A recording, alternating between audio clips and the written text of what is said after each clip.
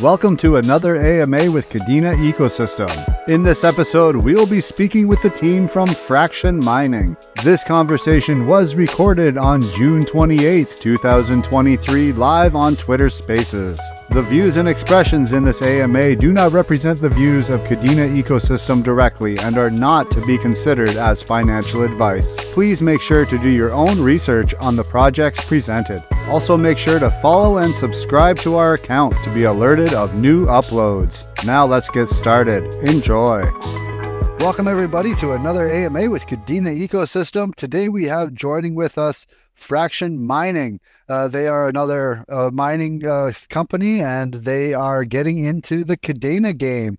So I want to welcome, I assume we have Alexander on the mic with us today. Is that correct? That is correct. How's it going? Very well. Very nice to meet you. So why don't we just start off with a little bit simple introduction about yourself and what Fraction Mining is. So take it away.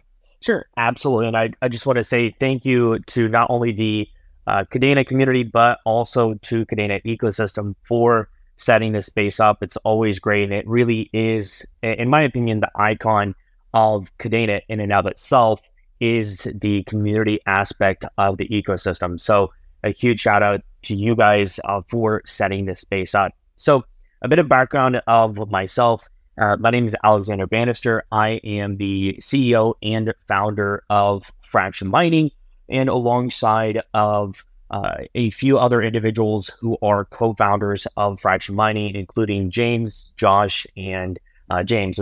We have a lot of J's in the team. So a bit of background on myself. For those of you who do know me, I'm currently active duty in the U.S. Air Force. My contract ends in December, and I'll be pivoting to focusing on Fraction Mining as a whole. Started my career in crypto in 2017 and started my YouTube channel back in 2020. And that's where a lot of I have a fantastic community of tactical investing on the channel. And it was around about a year and a half into my YouTube career. And I started to look at what was it that people were looking for in crypto. And one of those things, because I was always in the passive income niche or looking at ways to make passive income, and the consistent problem that I saw in many ways was people's different barriers of entry when it comes to different passive income opportunities, and specifically in the mining space. So with the barriers to entry, the idea was how can you break those barriers down from a cost aspect, an infrastructure aspect, from all the barriers that keep people from getting involved in proof of work. What are those? How can you break those down?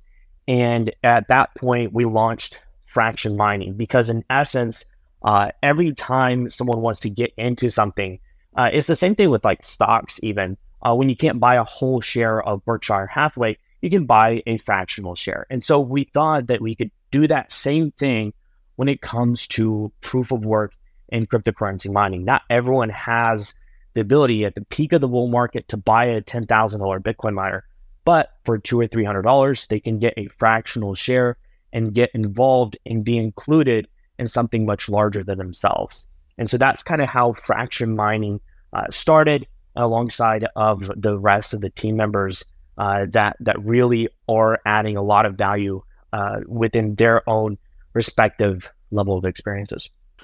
Awesome. That is definitely one thing when it comes to crypto and the different aspects of crypto is the mining facilities. And people, a lot of people don't understand what is really involved when it comes to mining. I'll always hear a lot of people saying, oh, why do people buy these coins when they can just mine them? But when you actually look into what all is involved in actually mining crypto, it's not some simple plug and play kind of thing that you're going to get into. You're going to have to, in most cases, buy specialized hardware, which may also include, specialized energy inputs and things into your facilities. May also include, certain air control systems being inputted, and not to mention some degree of technical know-how to be able to operate these things, get into their BIOSes, set everything up. It's not just a simple you buy a miner box, you plug in your Ethernet, you plug it into the wall, and away it goes. And next thing you know, you're rich, which is, I think, what a lot of people, when they think of crypto mining, that's what they think it is. Or they think it's some kind of crazy expensive thing that only rich people can do, and you have to have this huge factory full of Bitcoin miners, like we've seen those pictures of, the huge factories in China and other places that have just, endless shelving units of miners running. They think that it's either you have to go that way or you just can't mine at all. But we're seeing a lot of more of these mining projects come up that are kind of offering a different route and a different way to go about it. And that is pretty much what you guys are offering. And we also have a couple of other projects already in the Kadena ecosystem that are kind of along the same routes as offering the same thing. And really, it really just benefits everyone, because not, like you said, not everyone can get into crypto mining, and you have to try to create these new avenues for people to be able to find ways to make these passive incomes from mining, and also support, the chains, support the communities that they get involved with. Now, you guys have been around for a little bit, and you've been mining other coins. What was your draw into Kadena? What brought you over to our little neck of the woods? Yeah, and absolutely. I think, when people, and to speak to your prior point as to what the misconception, I think oftentimes, like you mentioned, is either it's ridiculously easy, it's just plug it in and turn it on and you're going to get rich overnight, or you have to have millions of dollars to get involved in the game. And so there's a great book called Blue Ocean Strategy that talks about opening up and looking at ways to create an entirely new ecosystem, to create an entirely new business model. And so when there was the lack of opportunity for retail to get involved at a very low cost, it didn't exist. And so with opening up an entirely new market, with fractionalizing and breaking down the barriers to mining crypto, is, I think, where a lot of the popularity really did stem off of. Now, we launched with originally our BTC NFTs, and those Bitcoin in many ways is a much larger ecosystem. Bitcoin is the biggest. And the one issue that we found with Bitcoin is a lot of Bitcoin communities are really out of touch with each other and with the individuals inside that ecosystem. And so when we looked at other proof of work related projects and proof of work related layer ones, knowing the Kadena ecosystem really was one of those outstanding points, was the community aspect. And it's more than just a community, but in many ways, crypto was created to bring people together. And in a lot of ways, Kadena is one of the best projects to be able to accomplish that. And so outside of just the community aspect, the scalability, the coding language, there's a lot of things about Kadena that make it very, very appealing. And I think the issue very early on, at least in 2021, Kadena was only appealing to a lot of people because of the price action. And price action isn't necessarily sustainable for a long-term growth in a long-term community and long-term strategy. So a lot of people, quote unquote, aped into Kadena when it went from $1 to $28 in 2021.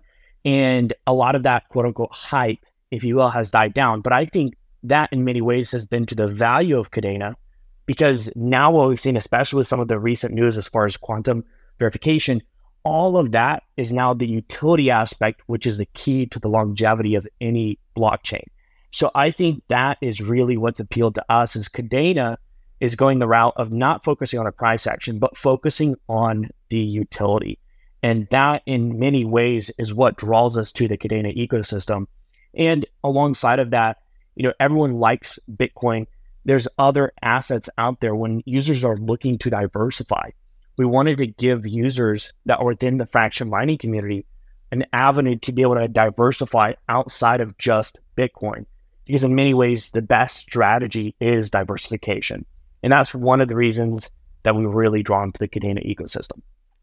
That's very well said. It's kind of sad that a lot of people consider a project's failure or success based solely on its price. And when you have people that got in, in the high 20s or even the high $10, between 10 and 20, and are now sitting at sub $1 prices, they turn around and somehow blame the team or blame the community for this massive fall in price and all of this kind of stuff, instead of seeing the opportunities that this brings to people. It brings the opportunity of people for you to build in these markets and to bring more people in now that will all of a sudden that'll turn around and benefit even more than if they would have aped in like so many people did at the higher prices.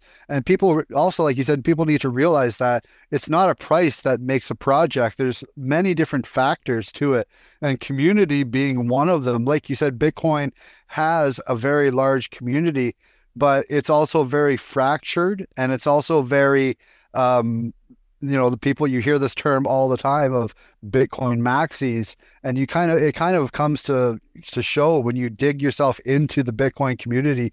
That's what you kind of find out, is that it's a whole bunch of maxis that kind of feel like Bitcoin is the only way, and there's no one else should even bother spending their time looking at any other proof of work coin, that Bitcoin will be the thing that'll be used for absolutely everything when it comes to blockchain. And like coins like Kadena shouldn't even be bothered. Don't even bother looking over there. Don't look at the man behind the curtain, look over here, kind of thing.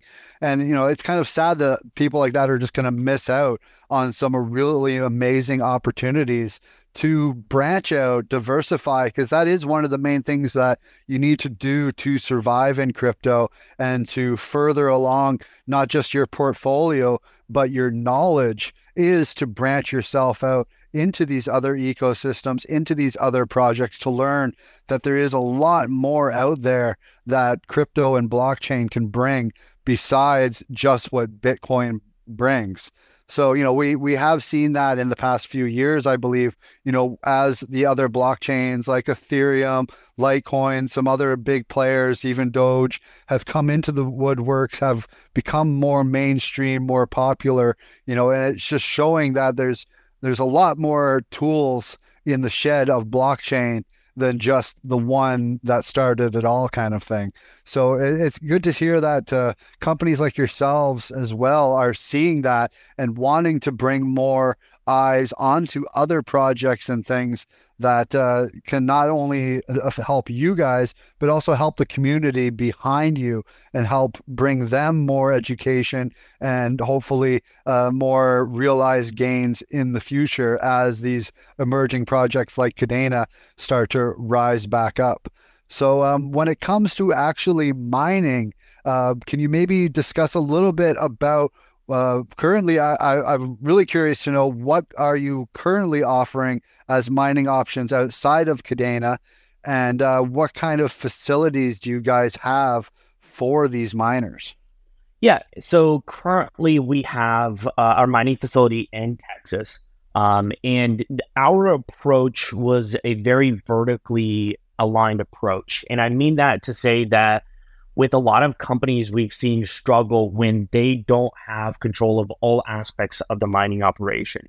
So there's multiple aspects, including from the management side, from who owns the infrastructure, who owns the miners, who owns, the area, who owns the PPA. So all of those things, if you have your miners in someone else's container, and we've seen companies like Compass struggle because they use a third party for their power that produces all the infrastructure for them. And so you have that risk that there are certain things out of your control in instances where you aren't vertically aligned. And that was a huge aspect to our operation.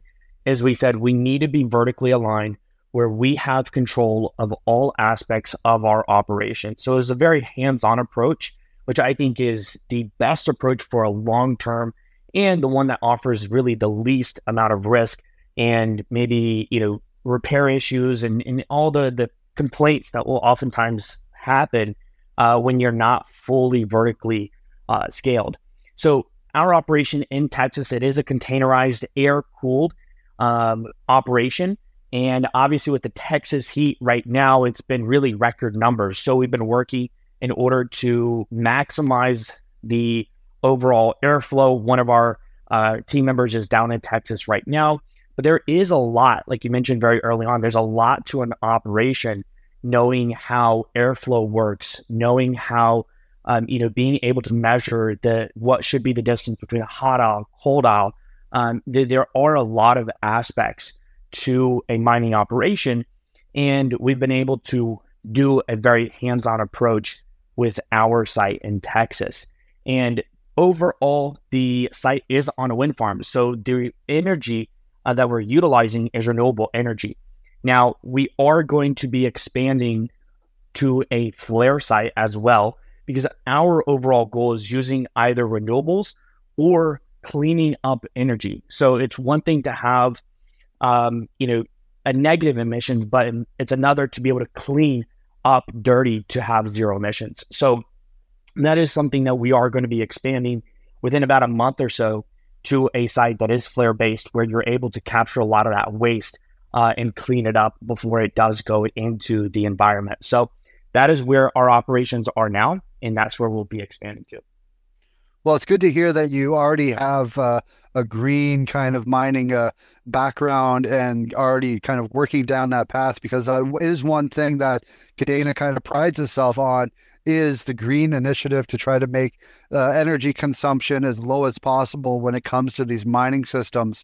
A lot of the bad things you hear about crypto is how it's so energy wasteful and things like that. But, I always say that that's kind of a fallacy, in the sense that if you're not comparing crypto mining to any other older legacy systems, like, for example, the banking system uses 100 times over as much as pretty much all crypto mining combined uses. When you look at, all the different bank locations, the ATM machines, the little tiny handheld machines in every store, the trucks that are driving around all this cash from location to location, things like that. You always hear that, oh, Bitcoin's going to ruin the environment and it's such an environmental impact and blah, blah, blah. But actually, when you look into mining, a lot of the larger mining corporations and companies are already moving towards this green initiative. And it's not just for the environmental factor, it's the fact that doing that also brings down your costs. And that's really the factor when it comes to mining, is how cheap can I get the electricity to run these miners? And if you can lower that cost by supplementing some environmentally clean options like wind, or I've heard a lot of these companies saying, like you just said, of using the flare capture method, which really is great because of the fact that, all of this gas, when they're doing these minings of oil and minings of other gases that are in the ground, a lot of it just gets blown into the air and wasted.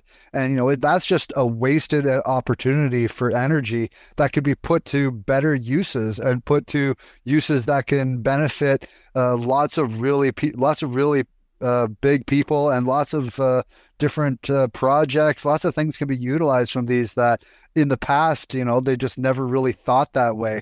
So it's great to hear that you're already along those lines. You're working towards being green, capturing gases, and doing wind farms, things like that. It's really great to hear that more companies like yourselves are starting down that path, because that is the way things need to go, to not only just get over the stereotype of crypto mining being bad for the environment, but also making it so that you're more sustainable in your financial systems that way, and utilizing these things as opposed to just relying on the actual energy grid out there. Now, when you say that you're going to be expanding your facilities, and right now you are currently operating an air-cooled mining system, has there been any thoughts into possibly moving towards what is also becoming a growing trend when it comes to mining, and that is immersion cooling, which will allow you to be able to keep your temperatures controlled a lot better. And not only that, be able to possibly, run your miners at a faster speed, producing even more output for your company. Has that been any considerations of that? Yeah, and I think there's always a value and a cost aspect to anything. There's pros and cons to air cooled. There's pros and cons to immersion. And I'll start kind of with the pros of both. The pros of air cooled is it is significantly more cost effective, considering the cost of immersion systems and maintaining of immersion systems. Air cooled really is most cost effective, considerably speaking. Now, from a setup and the maintenance aspect, air-cooled containerized solutions are pretty simple to manage and operate. There's not a whole lot of nuances in addition to just an air-cooled system. Now, the downside of air-cooled is that it is not as efficient as cooling as a immersion system. And another downside is depending on where you are and depending on the environment that you're in, if it's like a really dusty environment, if you're in I toured a facility that was right beside a cornfield. So there's corn husks constantly going into the filters and blocking up the filters. So there are kind of some negatives with a air-cooled system. Now, when you look at the pros of immersion, obviously the biggest is the ability to control the temperatures, and controlling the temperatures also allows typically some longer lifetime to the ASIC, and it keeps the chips in a much more reasonable state. So there definitely are some benefits to immersion. And on top of that, the ability to overclock without having to overheat. And so when you're able to overclock, you're able to really squeeze the juice out of the ASICs and kind of get a little bit more of your money's worth, if you will, out of the ASIC itself. Now, the biggest downside is the cost aspect. Immersion systems are significantly more expensive.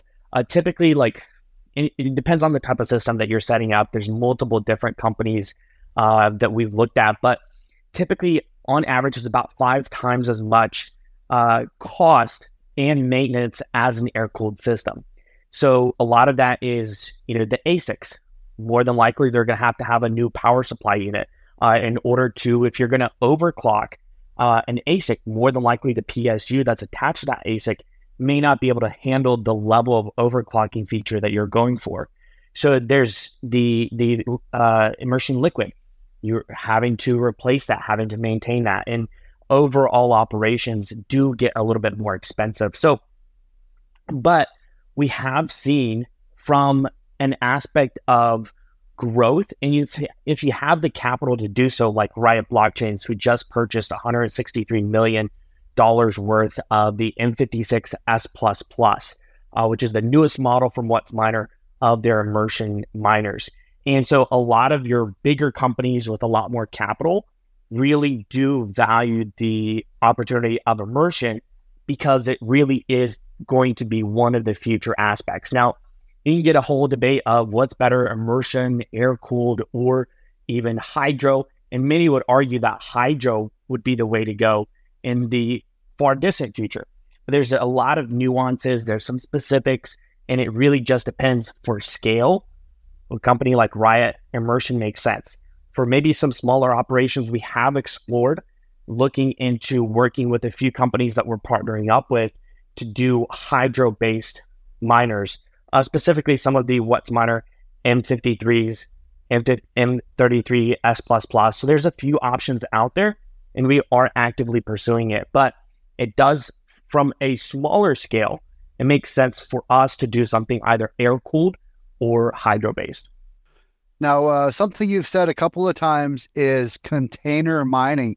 Can you maybe explain to people what you mean when you say container mining? Because when most people think of mining facilities, they think of this, giant factory kind of building with all of these shelving units up.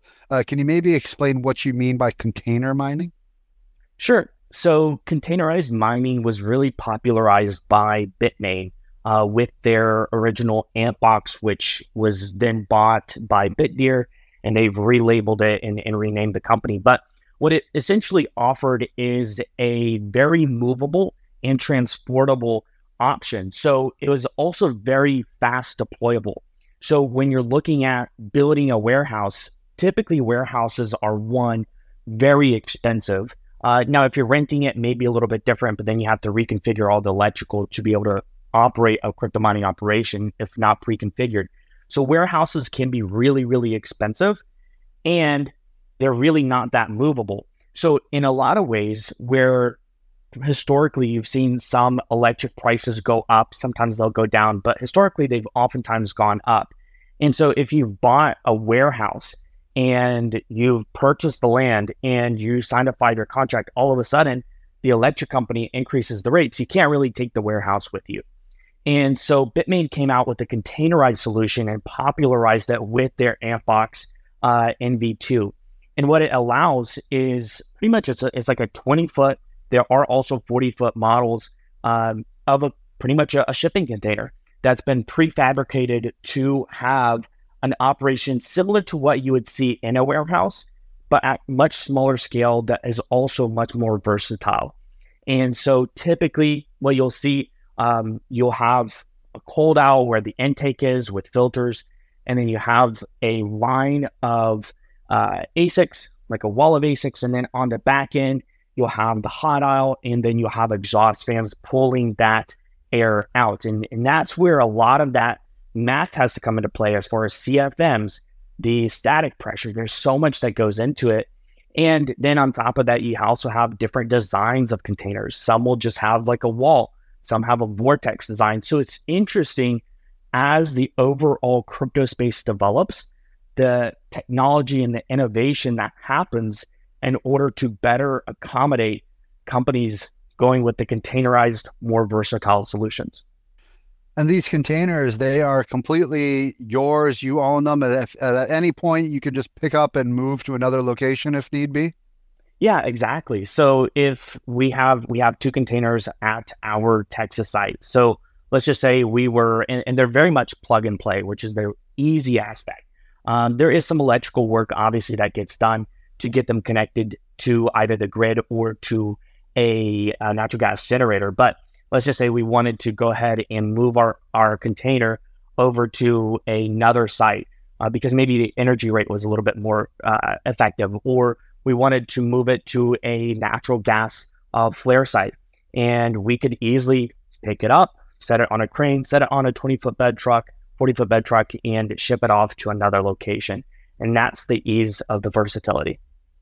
Yeah, that definitely sounds like something that would be very beneficial to someone wanting to start a mining company, especially in the United States, seeing how where regulations are going, where the government seems to be possibly moving towards a less than favorable stance when it comes to crypto and it comes to mining, and also the fact that energy costs are not going to be going down anytime soon. If anything, they're going to be going much higher.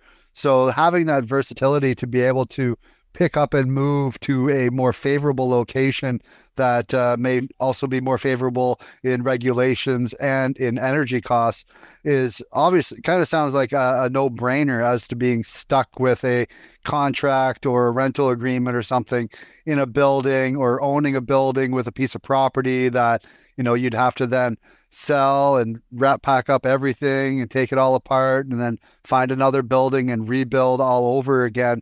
It kind of sounds like this seems to be a more easy way to be able to negate those kind of issues that may come up in the future. So that's very awesome. While you were talking there, I did a little quick search of the Bitmain Antminer boxes, and they're pretty cool looking things. Like you said, they're pretty much just big storage containers with vents on one side and all the cooling and stuff built right into it, the shelving, wiring, and everything. They're obviously, they're not like the cheapest things to buy, obviously, but when you're talking the costs of renting a building for X amount of years, or buying a building yourself, that kind of negates what the cost of these boxes are. And especially when it gives you more freedom, those freedoms, are definitely worth a lot more than just the value of the box. Now, when it comes to Fraction Mining getting into the Kadena game, you guys recently had your started your mint of the Kadena NFTs on your platform. Can you maybe go into a little explanation about what these NFTs are all about and what people can expect when purchasing one of these? Sure. So we had an approach, and I put this out on my Twitter, I think, a few days ago, as far as our mentality, as far as differentiating and adding value, because that's always our goal, is how can we extract more value to bring to an NFT holder, because it really does change the landscape of the perception of the NFTs. Most people still have the conception of NFTs as being, Bored Apes or something to the end that it's more of a flashy thing, and it doesn't really oftentimes have a utility. And that's where we wanted to have the Web 5 aspect within our operation, because Web 5 essentially gives users a lot more control over their metadata. And that's part of our membership NFTs.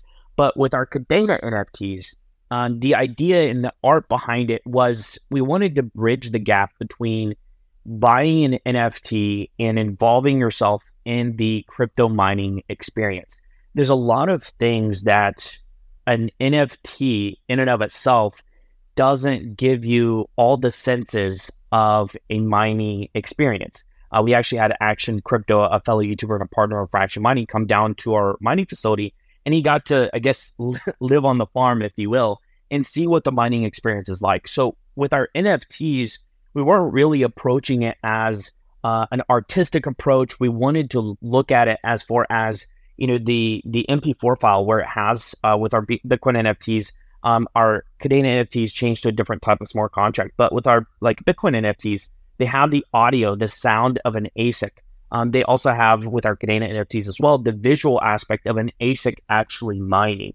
So we wanted to bridge that gap as much as possible. And then on the back end, this is a bit on the back burner plate, is we have an actual metaverse experience that's slowly getting built out, where users are able to actually go and quote unquote tour the site virtually in order to see the Bitcoin miners, to see the Kadena miners in operation.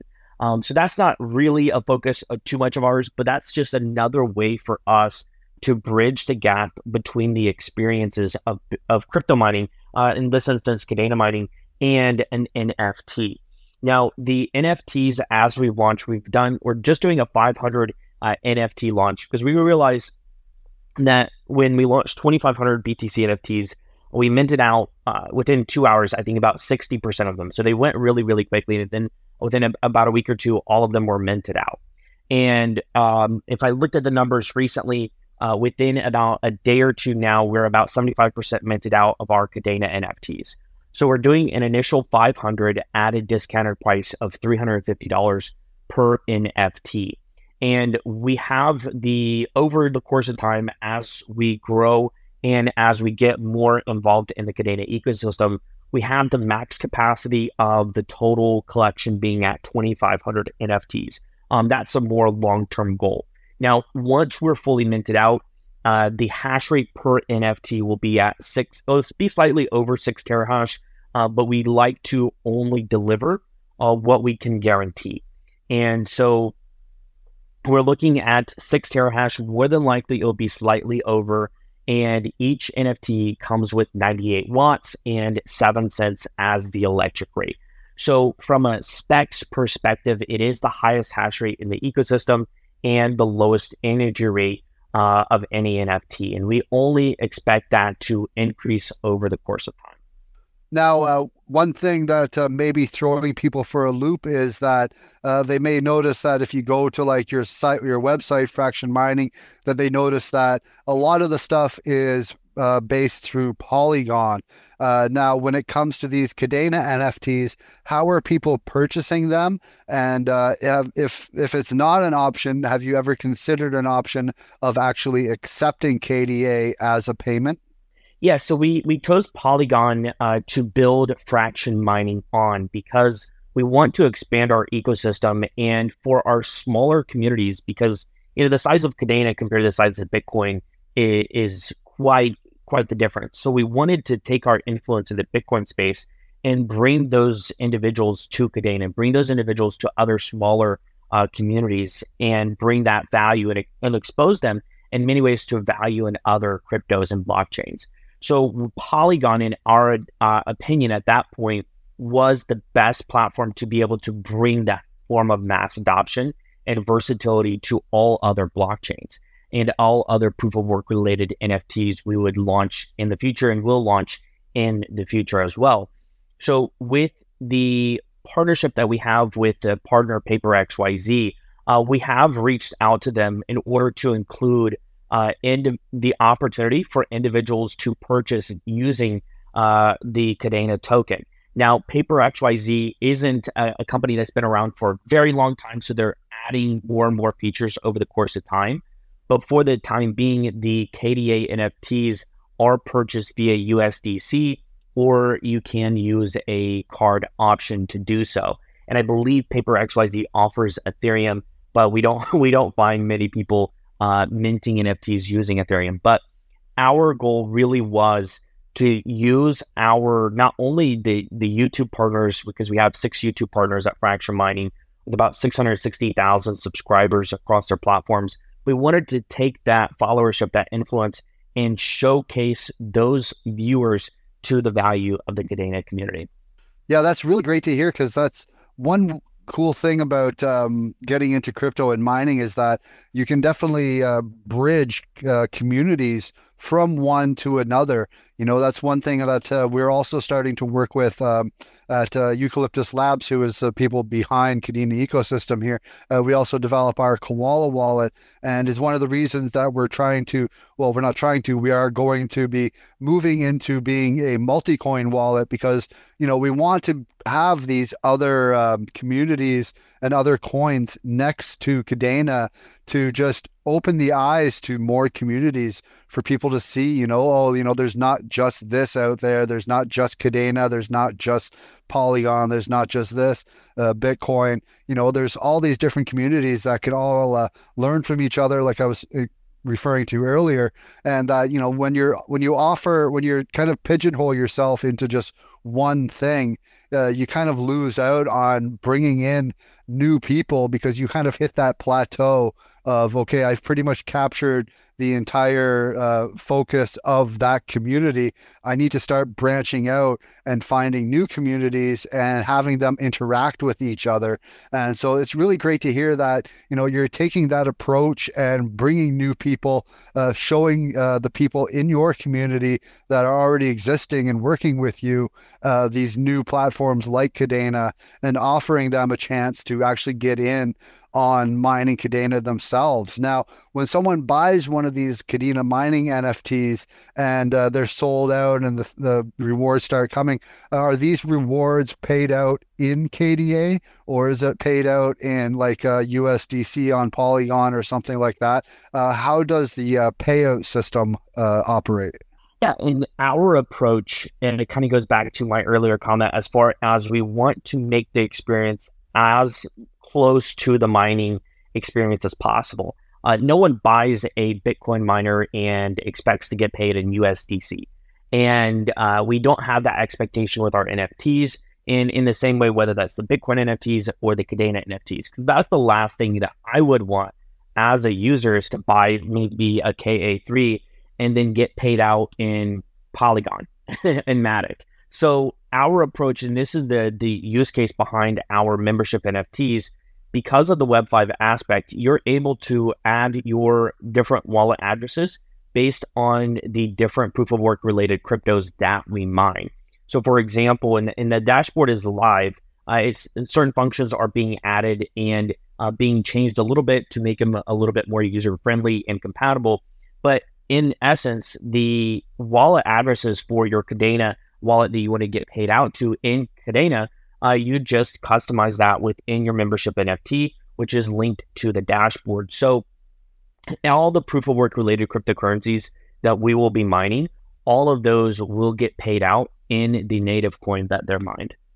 So the FD or the FMKDA NFTs that are minting, they are separate from the mining members passes that you sell?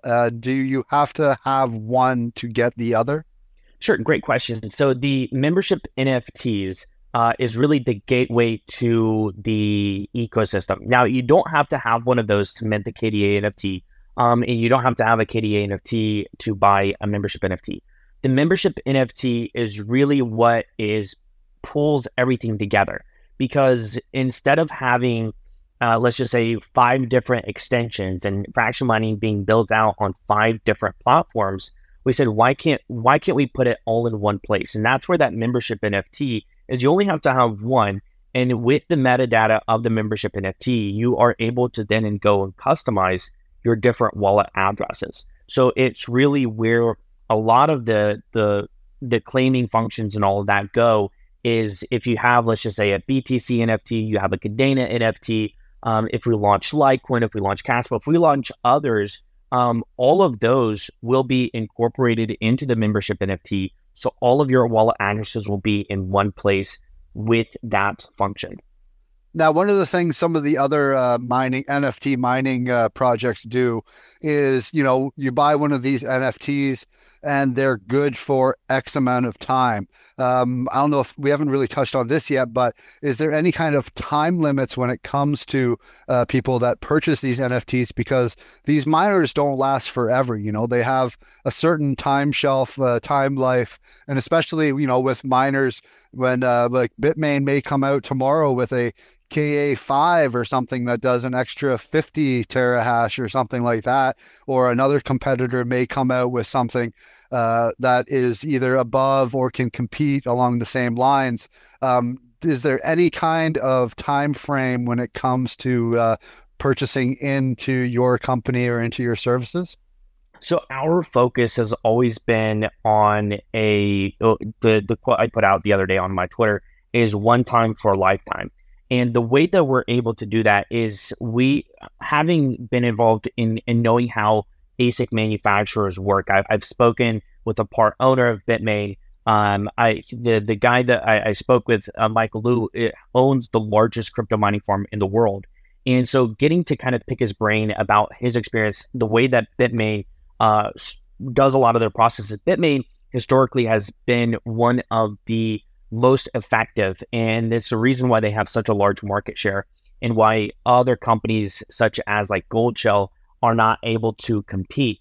And so the way that we've strategized and we've organized our NFTs and the hash rates is on the back end, we are actively working to see a few things.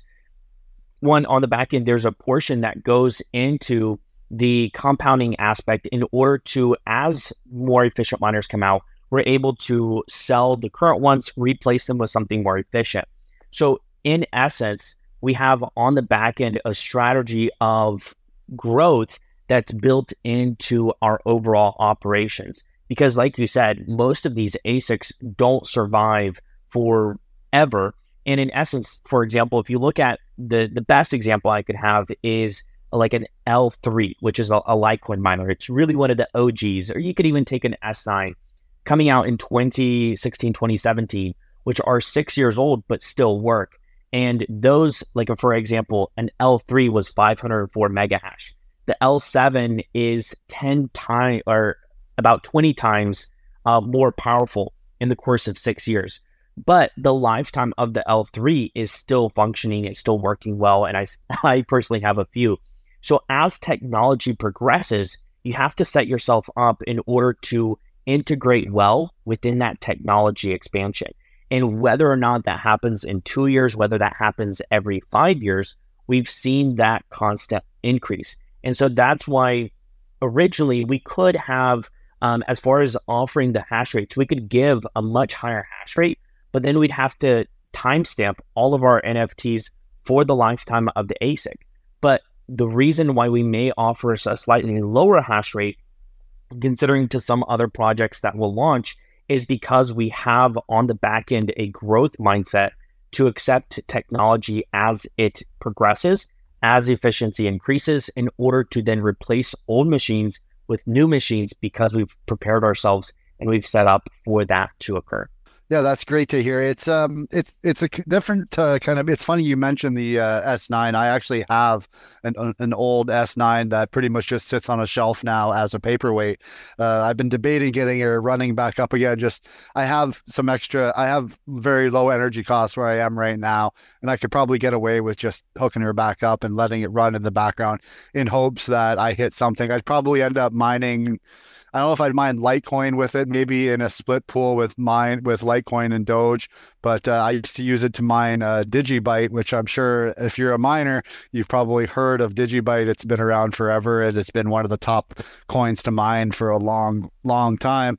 But it's the evolution of these machines and where they've been going, and the fact that they're only going to get more powerful and more powerful as the years go on. And Bitmain definitely seems to have a stranglehold over that with not only their amazing team that is very forward thinking and have been in the game for a long, long time now, but also, with their technical side where, they can come out and build these machines that, it was only maybe just over a year ago that Gold Shell and these other miners were the top dogs. IB Link were the top dogs for Kadena mining, and then Bitmain came out with their KA3s and just blew them out of the water and just kind of destroyed anyone that had these older miners. It just wasn't viable anymore. Now, when it comes to you guys mining Kadena, is it the KA3s that you're going to be going with to begin with? Yeah, exactly. And you've made a fair point. Is to get into the crypto mining industry, the manufacturing industry, is like it's such a barrier to entry. You have to have millions upon millions of dollars because you have to think about the cost of chips. And so to even be considered by some of these chip manufacturers, you have to make such a large order that it really doesn't make a lot of sense to try to compete. So that's probably why in a lot of ways, and Bitmain, like you said, has been in the game, one of the early on top manufacturers, and has kind of remained their stance at the number one position. Now, it's debatable as to the recent develops of the BTC miners, if what's miners gaining some leverage. But with our operation, we do have KA3s, and in fact, we already have those KA3s. That was one of the things that with our launch, our Kadena launch, is once the initial 500 NFTs get minted out, the miners will be online within 24 hours. So it's an aspect in a value add that there's not a time delay to start accruing your rewards. And it's the same kind of experience as we're going to have a beta program launching soon with FM hosting, where if you want a holistic experience, you're able to buy a miner and host with Fraction, and having that same value add, because time in many ways, it doesn't have a dollar attached, but it is one of the things that is most valuable. And so if we can cut down the time between you purchasing an NFT and getting the rewards from mining, we want to do so. And that's the huge value add. So we have KA3s already and ready to go.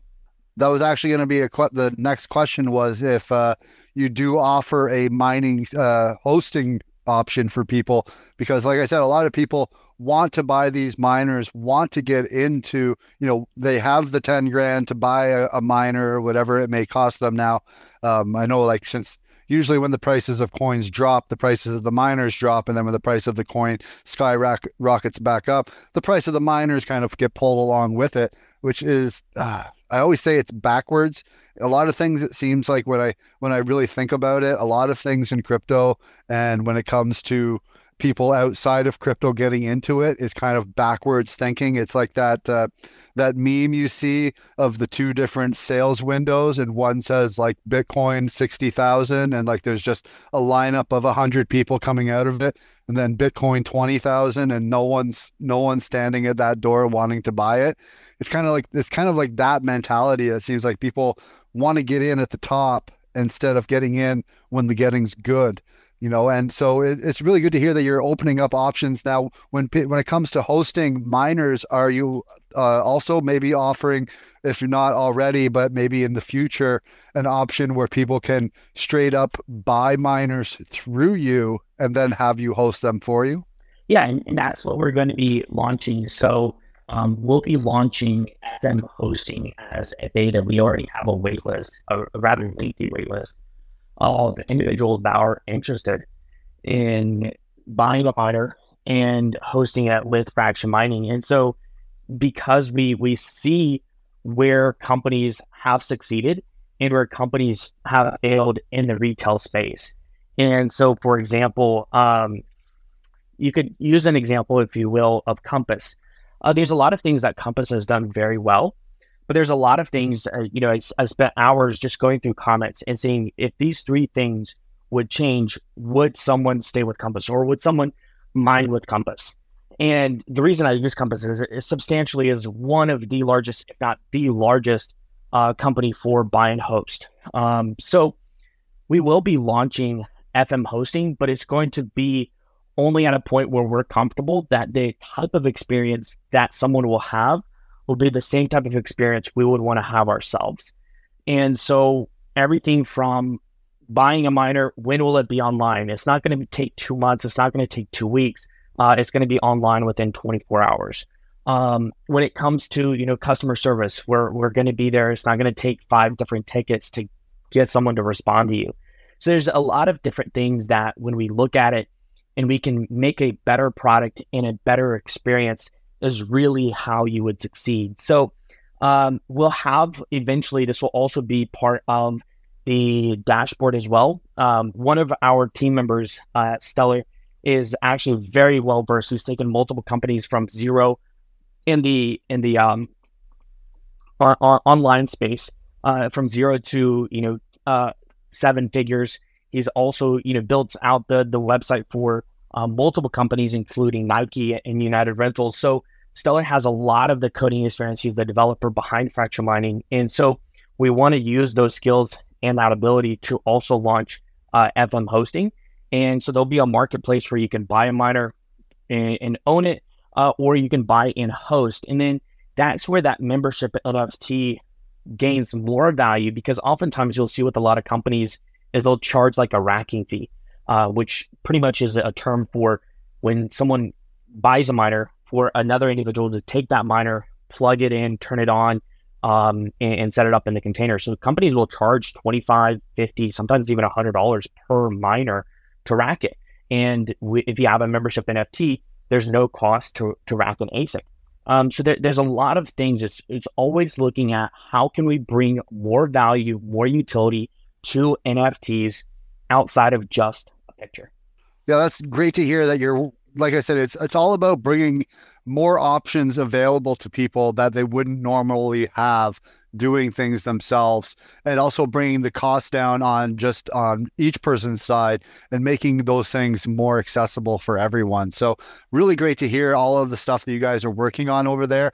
And it's just great to have even more people getting into the Kadena mining community.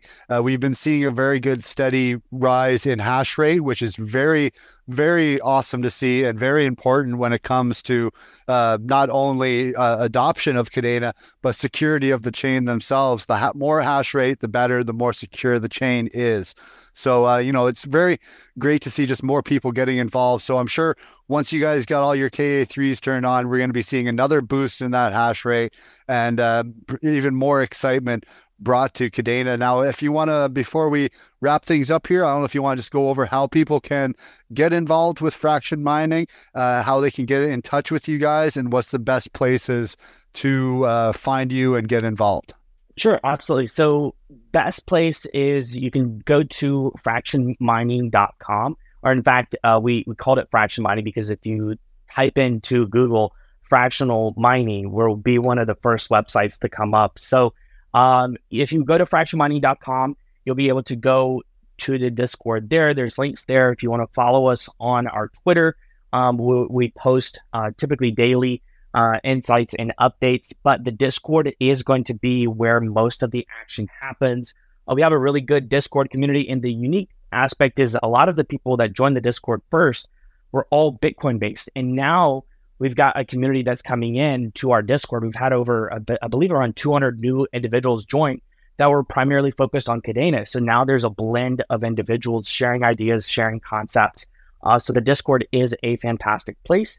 And also, if you do want to mint a FM KDA NFT We have official links within our Discord if you want to join there.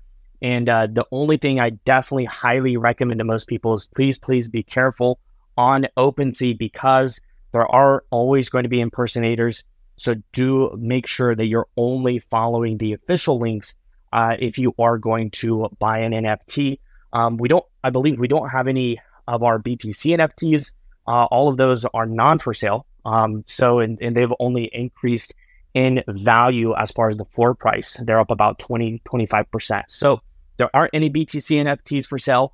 You are able to, though, mint a Kadena NFT via the official link in our Discord.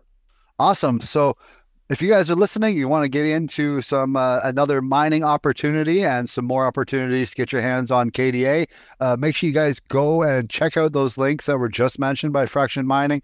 Join their Discord, get involved, and get your hands on some of these awesome KDA miner NFTs, which I'm sure are going to be selling out very shortly because they've already been selling very quickly. So make sure you guys go and check that out. But I want to thank you, Alexander, for joining us and teaching us about what you guys are doing over there at Fraction Mining. And we're just very happy to see yet another amazing project joining our little ecosystem over here. And also invite you, I'll send you a link when this is all done, to fill out our form and so we can add you to our KadenaEcosystem.com website to get even more reach and more people eyes on your project. But thank you very much for joining us today. It's been really great talking with you. Absolutely. And I appreciate the opportunity. I was really excited when you guys reached out, because you guys are one of the largest congregation of everything Kadena. So seeing that you guys reaching out to us really meant a lot, not only to myself, but also to Fraction Mining. So we're really excited to be able to make this outreach, make this connection. And I appreciate the collaboration here on the Twitter space. I think I learned something. I think everyone here probably learned something. And I really appreciate everyone who did tune in. Awesome. We'll have to do this again in the future. Maybe once your KDA miner NFTs are sold out, we can come back and have a little update and talk about what will be the next steps following that, because it has been a really great conversation, and I learned a lot from you as well today. So thank you once again for joining us. Thank you everyone for coming and listening to us. Make sure you guys go follow Fraction Mining here on Twitter. Check out their website, go to their Discord, get involved, get your hands on some of these NFTs and start mining today. So thank you very much, everyone, for listening. Hopefully everyone has a great day, and we will see you next time. Take care. That wraps up another amazing AMA. Thank you for listening. Here at Kadena Ecosystem, we strive to bring an open platform for projects being built on Kadena to present themselves to the community. Please ensure to do your own research on the projects before investing. Also ensure to follow us on our social media, from Twitter to subscribing to our weekly newsletter, to keep up to date on everything KDA related. You can find all the links in the description below. Take care.